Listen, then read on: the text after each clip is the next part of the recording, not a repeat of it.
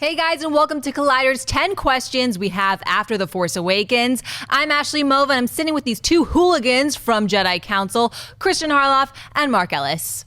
That's right, guys. Look, The Force Awakens is out. It's done. It is smashing records. And we have questions. So many questions now moving forward. You know, it's weird to think, as much as I loved watching The Force Awakens, it was officially my favorite movie of 2015. I feel like I almost walked out of the theater asking myself more questions than having answers. Even though we got to see a lot of stuff now, it's like, what's coming next? So this vid, it's not just about what we're going to see in Episode 8. This is about everything going forward in the Star Wars universe, things that we want to know. And starting off with number 10, will we learn more about the Knights of Ren? Kylo Ren is not a Sith, but he is the master of the Knights of Ren. But who exactly are the Knights of Ren? We saw a brief flashback of Kylo with the Knights in Rey's vision, but there was little mention of the group, no clear definition on just who they are, and what their role in Star Wars galaxy is. Do they still exist? Is Kylo still their leader? Did Snoke start them? Did they wipe out the new Jedi? It's a lot of questions you got there, Ashley, and they're all very well asked. And you know, Christian, we saw that one shot of them in the Force flashback that Rey had, and even one of those pictures that we got to see in the trailer, it was so interesting to say, like, oh, who's that? Who's that? Some people even thought Boba Fett was one of them. It's like, we know nothing. I almost feel like I know less about them than I did going in, because at least going into The Force Awakens, I had some sort of speculation that maybe Luke Skywalker put them together, and then one of them fell out and created this new group, or the new group had been in existence for longer than the Sith or the Jedi. It's almost like we learned more about them before the movie came out. Right. And in interviews with J.J. Abrams or whatever it was, we learned of the Knights of Ren, and then Kylo Ren, and then Snoke mentions you're the master of the Knights of Ren, and then you do see them in that flashback.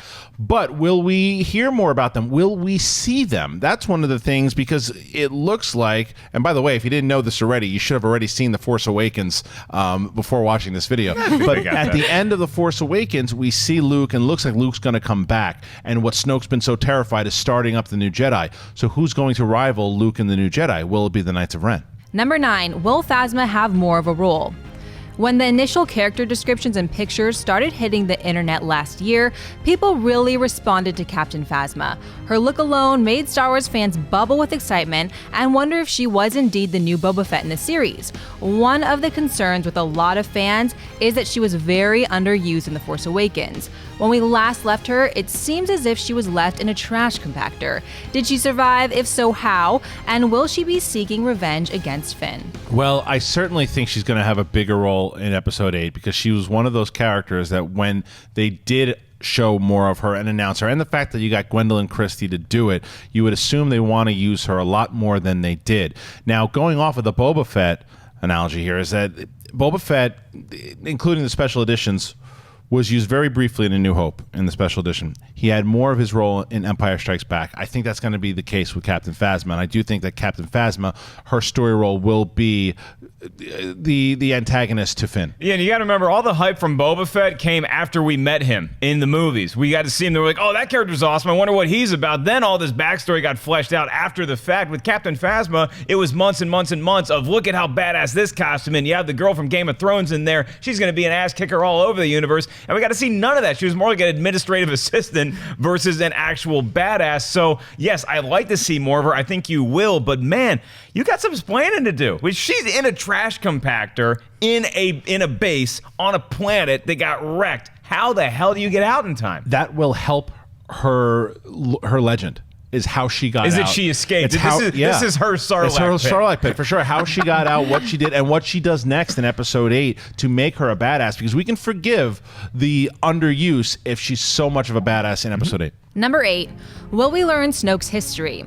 The mysterious Supreme Leader Snoke has had many theories floating about him. Is he Darth Plagueis? Is he Darth Bane? Is he someone completely new in this universe? Whatever the case may be, fans were left wanting to know more about the new Star Wars baddie. Will Episode 8 reveal more about who he is and what his true agenda is? In the Force Awakens novel, Snoke reveals that he has been around since the start of the Empire, through its demise, and now running the First Order.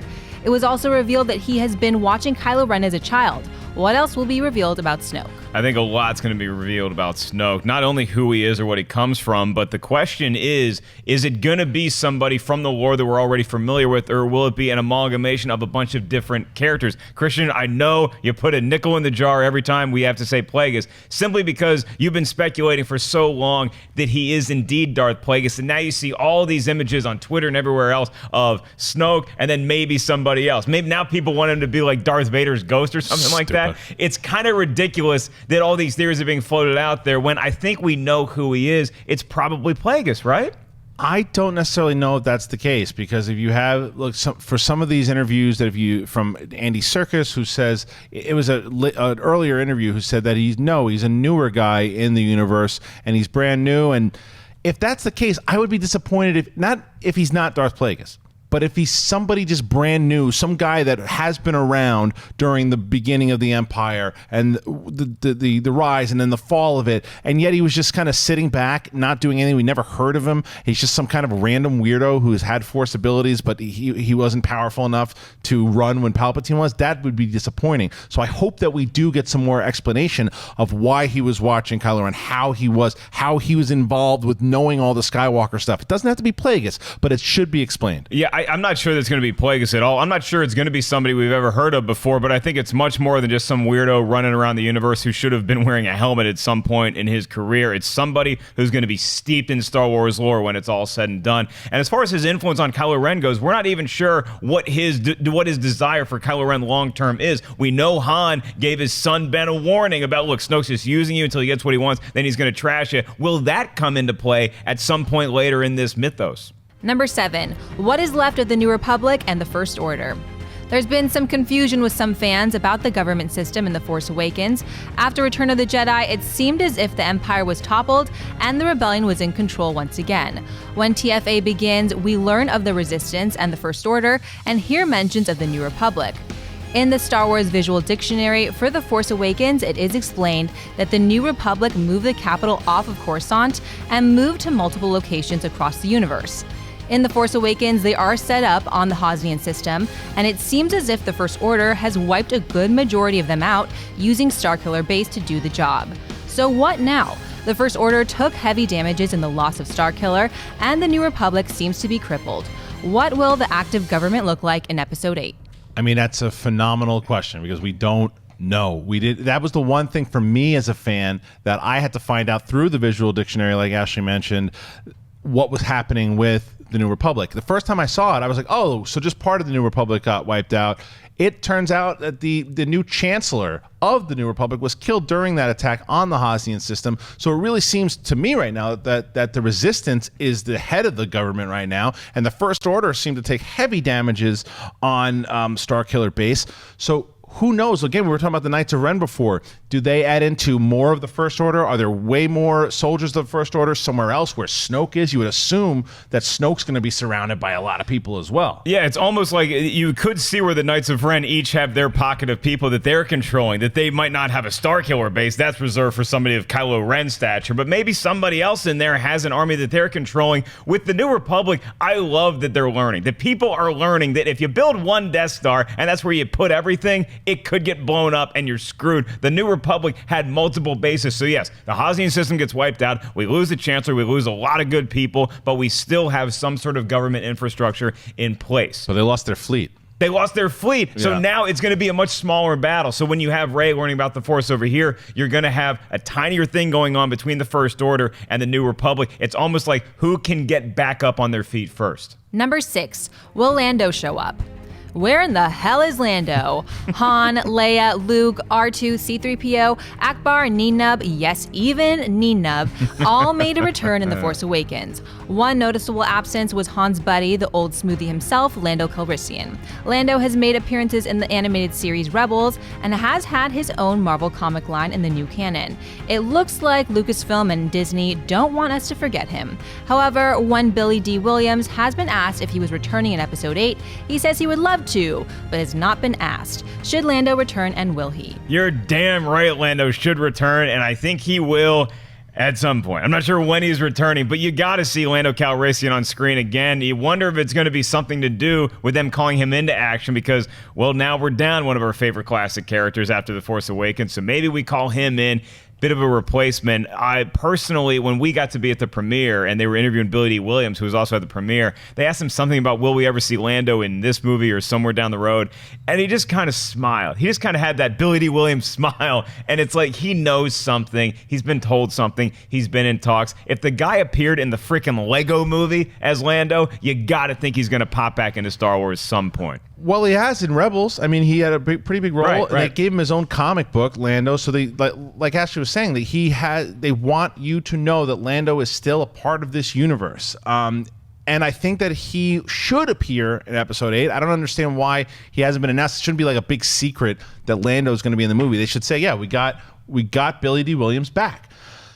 I would like to see him. I don't want to see him in action, though. I think it's going to be a little too tough. You see him in Dancing with Stars, wasn't that great? But I would love to see him if they go out to, when we find out a little bit more where the New Republic, the other places have been, that he's part of like the Senate or something. He's one of the good guys inside of the government. That would be great. It would be good for him to help.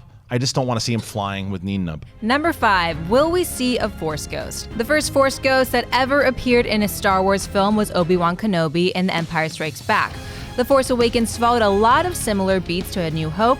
Will Episode 8 follow the path of Empire Strikes Back and introduce Force Ghosts? And if so, who will they be?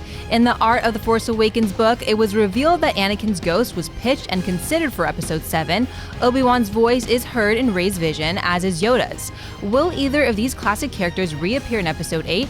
And have they been with Luke on the island? It's a phenomenal question. Again, the Force Ghost has always been part of the lore. We didn't see one, I think, in the prequels at all. We knew that Qui-Gon kind of had figured it out, but it was really the lore stated that Yoda figured out how to do it during the Clone Wars, and then Obi-Wan, obviously, because he did it with Luke.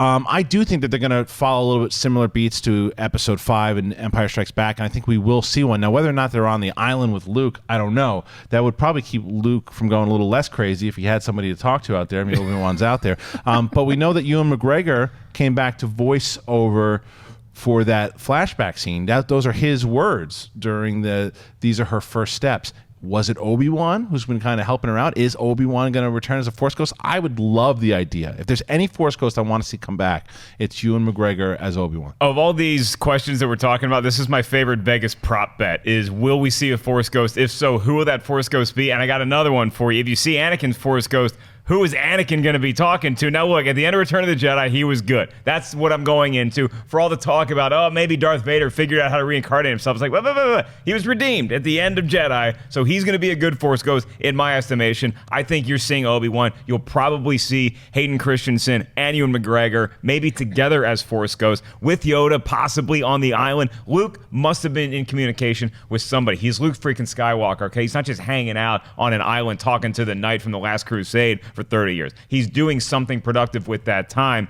Whether he can be waiting, but he can also be meditating, learning about the Force. Maybe he's learning something about the afterlife as well. I think you're definitely going to see Force Ghosts probably as early as Episode 8. Number 4, how did Snoke turn Ben Solo to the dark side?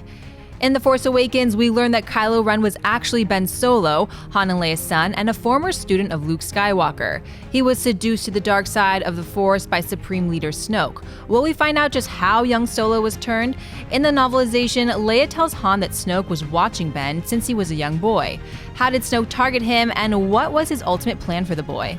Boy, don't we all want to know the answer to this question. Is Snoke getting wind of the fact that there's a Skywalker son out there? We know that Skywalker is being looked for, but that Luke is being looked for by Snoke. Snoke thinks that Skywalker is the key to ruling the galaxy. If you can get rid of them, you can get rid of everybody. So if you can't join them, you beat them. That's what he's trying to do with Luke. But he's joining up forces with Kylo Ren, partially because he's a Skywalker. And that not just comes with how powerful he could be, but also with the fact that if you get this guy on your team, you're pretty much unbeaten. So he clearly wanted to go after him. How far down the road he wants to go with him, you got to think, Christian, at some point, this guy's a super evil dude. He's got the weird scars and the weird way of talking to prove that he's been through some stuff in his life. He probably sees Kylo Ren ultimately not as somebody he's training, but as a threat that must be taken care of sometime down the road. This is why I think it's so important that we learn more about Snoke's history, because we got to learn more about his mythology. Then, again, he can't just be some random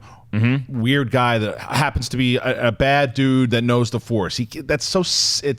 It diminishes a lot, and he'll never be as good as Palpatine if that's the case.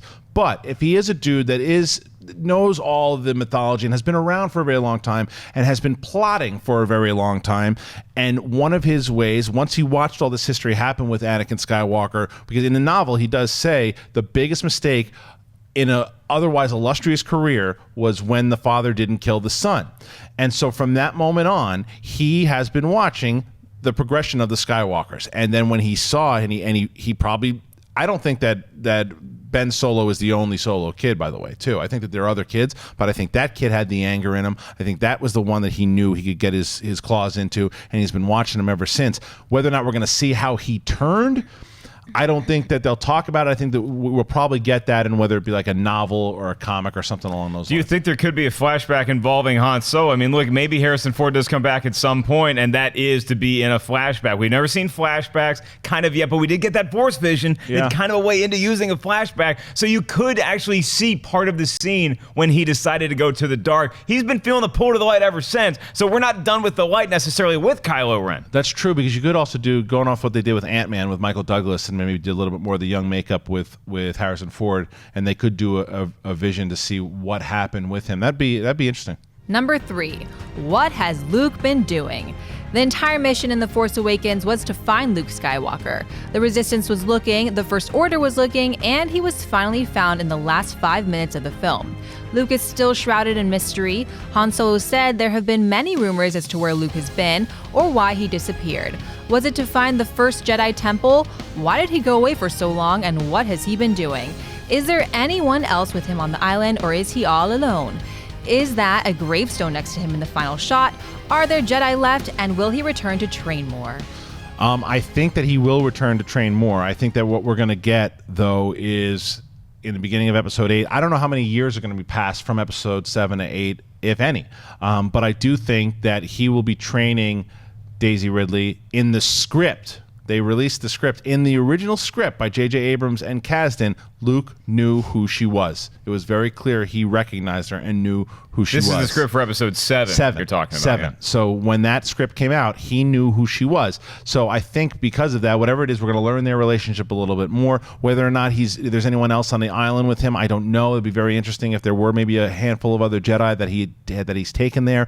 Maybe he's secluded there by himself with the Force Ghost. Who knows? But he and Rey will return. It's one of the things that Snoke is terrified about. And I think once he comes back, we're going to start to see more Jedi start to get trained and introduced in 8 and 9. You know, you bring up a great question going to the future of Luke Skywalker and who he's training. Will he take on that Obi-Wan mantle that we all kind of have assumed that he will at some point? But in the meantime, what's he been doing for the last 30 years? We touched on it a few questions ago. We just don't know if he's been using the Force all that much. We don't know if he's just been using Skellig Michael Island as a hideout, or if he's actually in active practice doing something with the Force. Now, again, you would assume because it's Luke Skywalker, he's never given up his powers, but we don't know necessarily what the impetus was for him going into hiding. We assume that it's Kylo Ren leaving behind Ben Solo and becoming somebody new and evil, but maybe there was more to it than that. Maybe he didn't feel responsible for it as much as other people maybe blamed him for that. He just wanted to get the Force away from everybody, and he felt it was safer until a dark Force rose that he had to come back into prominence. So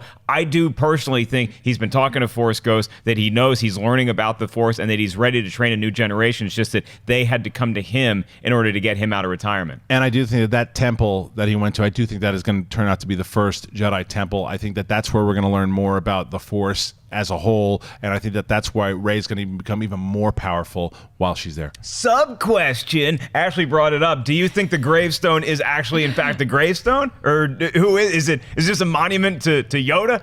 Is it just a stone? It could be just a rock. I'm going to save that until another question. Oh, God, I love where this list is going. Number 2, how did Maz Kanata get Luke's lightsaber? Anakin Skywalker and Luke Skywalker's lightsaber was found by Rey at Maz Kanata's castle in The Force Awakens. Luke lost the saber at the end of The Empire Strikes Back when his father cut off his hand. So how did Maz get the saber that was lost in Cloud City? Han asked Maz how she got it and was told that it was a story to be told in another time. Will that story be told in Episode 8, or will we find out in another medium like a novel, comic, or video game? Yeah, Maz might have well just looked at the camera and been like, when she said another time, it's like, we know you're coming back for more movies here, kid. Look, if you can find a Honus Wagner tobacco card in mint condition, you can find Luke Skywalker's lightsaber. It's never anything that we considered watching Empire and Jedi, because he built a new one. We got a new green one. We don't need the old one. Then you start thinking, yeah, maybe there is something to that one that belonged both to Anakin and Luke Skywalker.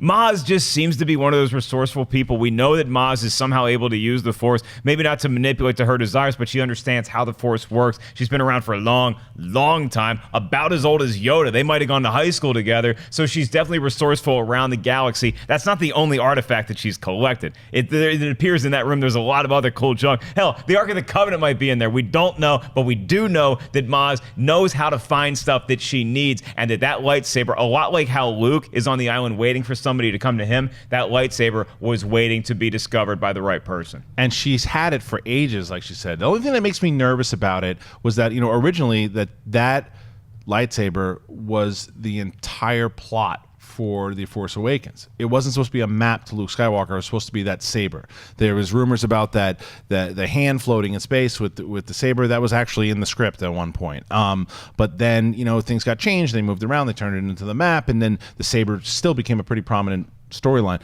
I don't think we're going to find out how Maz got it. I think that it's not really that important at all, or I mean, in Episode 8 or even Episode 9. Right. She said it's a story for another time, so it could be a story that happens in, like Ashley mentioned, whether it's a novel. I think you will, though, and then the big question becomes, because a lot of times in the Star Wars universe, they like to issue comics or video games or whatever that kind of tease you as to what is going to be in the next movie. So will we see that leading up to Episode 8? Is that something that they'll keep private until we're leading up for the hype for Episode 9? Well, I just don't think, because Maz isn't on the island, though. If Maz was on the island with Rey and had the conversations, if Luke was like, how'd you get this? Then, yeah, she'd have to tell Luke. But I don't know. Maybe it's even they do another flashback and Luke's able to see what happens and how that saber was found. But who knows? You just wonder if the Knights of Ren, because they're huge fans of collecting Force artifacts, if one of them got it and then got too hammered at Maz's bar and just left it behind, or Maz just kind of sensed that something important had come into her bar that night. And number 1, is Rey a Skywalker? The biggest question to come out of The Force Awakens has to be about Rey. It is revealed that not only is she a Force user, but a powerful one at that. Kylo Ren, the son of Han Solo and General Organa, is in fact a Skywalker. But what about Rey? It seems to be the hot topic among Star Wars fans. Is she Luke's daughter? If so, why did she not know who he was except a myth? Will it turn out that Rey is indeed part of the Skywalker lineage, or is she a new powerful Force user that will be revealed as the story develops? There is so much. We get into heated debates on Jedi Council about this particular topic. It's the only reason, not the only reason, but one of the main reasons I do believe that she is Luke Skywalker's daughter is because we can't only have one Skywalker that's evil. Now, I know that Luke and Leia, I'm talking about the new generation, because if Luke and Leia happen to go in 8 or 9, then we're only going to be left with one Skywalker, and that will be Ben Solo. Now, whether or not he turns to the light side, unless, or like I said before, we could be revealed that there's new kids, and those kids, one of the new Skywalkers turns out to be our protagonist down the line. Who knows? But I do think that Rey is a little bit more, if not maybe his prized student. I still believe there was some kind of force mind wipe that where she was trained. That's how this whole notion of the Mary Sue nonsense and all that stuff, we don't know how she was trained when she was younger, how much Force usage she was able to do when she was a kid. I think it'll all come out in Episode 8. And a lot of these questions revolve around why whoever were her parents or her guardians took her to that place. It's like, why do we have to stow her away on Jakku? How long did we plan on keeping her there? Were we really just going to leave her there the rest of her life unless she discovered something about her? She had some kind of random adventure that took her to somewhere else where she could find out more about who she was. I think that you have her as Luke's daughter would probably be my front runner. And then there seems to be a lot of movement amongst fans that she could have something to do with being a Kenobi, maybe one of these miracle childs like Anakin was, or somebody who we just don't know who that is. There's so much to speculate. Star Wars The Force Awakens did a really smart thing, I think, to keep us talking after the fact. And that's it. They did already give us a Skywalker, like you alluded to, Christian, is that we've already seen that. So now calling this new trilogy a Skywalker story, you're not wrong in doing that necessarily, but now do we leave the table and say, okay, we got our Skywalker, we got our new guy, or do we stay up there, put our chips in, and we say, no, we think Rey is with these guys too? Now, the other thing, too, that another theory floating around, which I don't buy into, but it's interesting, was that she was cloned. Now, whether or not she was cloned from Luke or she was cloned from Vader, we don't know. But interesting theories. I don't necessarily think it's true or kind of hope it's true, but there are tons of new theories out there about her all the time. Yeah, and she could have come from someone. She doesn't have to come from somebody good. She could have come from somebody bad. In the same way that Ben came from someone very good and then went dark, you could have somebody start out dark and possibly go light. I don't think that's the case, but it's so much interesting stuff to talk about. You are my illegitimate daughter. I said payments every month. Gosh, we hope so. All right, there you have it, the 10 questions that we had after The Force Awakens, but we're sure that you had many more. Yeah, make sure you guys comment on this vid. Let us know which question is burning in your ears about the future of Star Wars when you come out of The Force Awakens. And make sure you subscribe to Collider Video here for some more movie news, as well as Collider Jedi Council. Every week, we're talking Star Wars on Thursdays, so subscribe. Thank you for watching, and may the Force be with you. Always.